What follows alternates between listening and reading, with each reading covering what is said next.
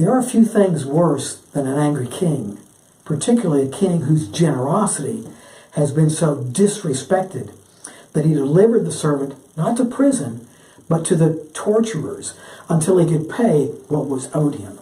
But delivery to the torturers meant that there was no way that he could ever work to pay back what he owed.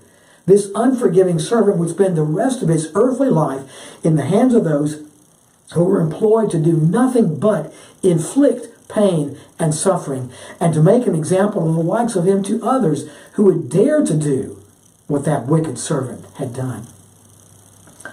As the earthly king of this parable settled his accounts, so also the heavenly king takes an account of men and women today. God calls you to find forgiveness of your sin debt through some crisis or his still small voice speaking to your heart.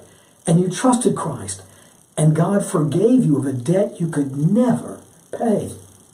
You go along for a while, but then something happens and you're back to your old self. Somebody says something that you don't like, somebody does something to hurt your feelings, and you grab that person by the throat and say, "You owe me."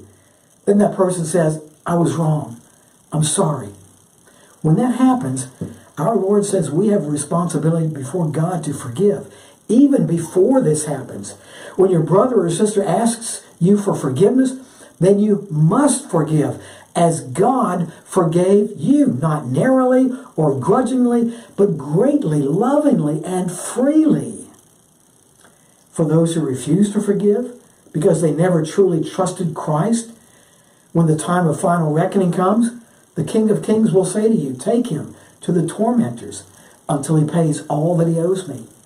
But you can't pay God back. You'll spend eternity in the hands of the tormentors, forever separated from the loving God who once offered you true forgiveness. But you chose to work your way into heaven and rejected Christ's death on your behalf.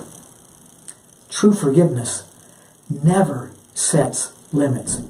It matters not how many times a person sins against you. You must always be ready to forgive. Whoever has truly experienced God's forgiveness will forgive as God forgives, fully, unconditionally, unreservedly, and from the heart.